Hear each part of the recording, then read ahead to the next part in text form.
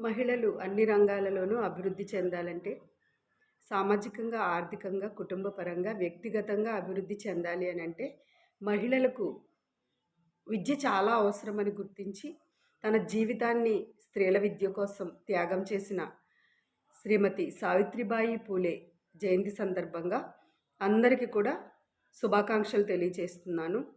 స్త్రీలకు విద్య ఎంత అవసరము అనంటే వ్యక్తిగతంగానే కాకుండా ఈ సమాజం ముందుకు వెళ్ళాలి అనంటే సమాజంలో ఉన్నటువంటి అన్నింట్లోనూ మార్పు తీసుకురావాలని అంటే విద్య చాలా అవసరము.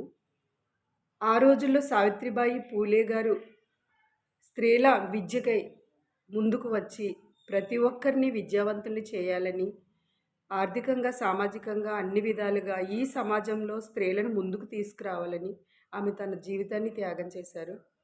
అది నిజంగా మనం ఆలోచిస్తే మన ఊహకు అందనిది. ఎందుకనంటే ఈ సమాజంలో ఒక స్త్రీ ముందుకు రావాలి అని అంటే, ఏదైనా ఒక కార్యక్రమాన్ని చెయ్యాలి అంటే, దేనికోసమైనా ముందుకు రావాలంటే, ఈ సమాజం కోసం పాటుపడాలి అంటే ముందుగా ఈ సమాజం ఆ స్త్రీని అంగీకరించాలి.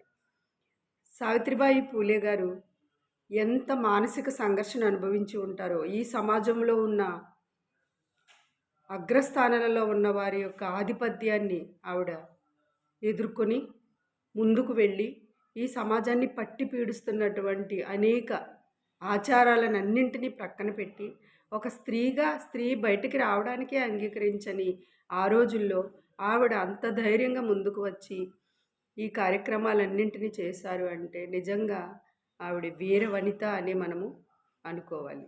ఈ రోజుల్లో ఇప్పటికీ కూడా సమాజం ఎంతగానో అభివృద్ధి చెందిన స్త్రీలు ఎంతగానో అన్ని రంగాలలో ముందుకున్నా కూడా ఇంకా ఆవిడ అనుభవించినటువంటి సంఘర్షణ ఎంతోమంది స్త్రీలు అనుభవిస్తున్నారు.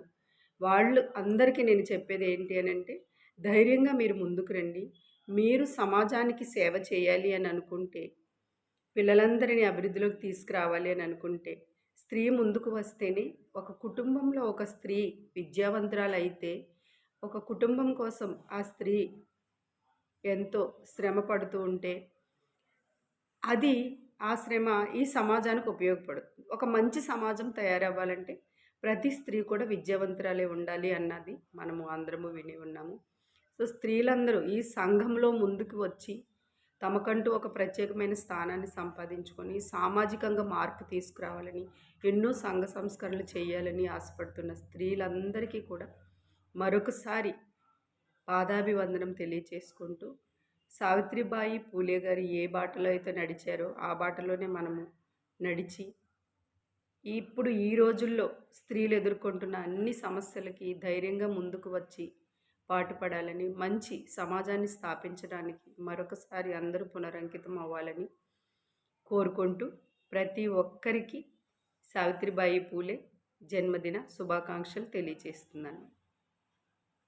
అణగారిన జీవితాల్లో అక్షరదారి పొద్దై పొడిచెను చదువుల జెండగా మారి, ఈ దేశపు మొదటి పంతులమ్మగ చేరి మన జీవితాల్లో నింపిందో వెలుగుల దారి. మరువవద్దు సమాజమా మహనీయులను, మరువవద్దు సమాజమా మహనీయులను, పూలే సావిత్రిబాయి త్యాగాలను, పూలే సావిత్రిబాయి త్యాగాలను.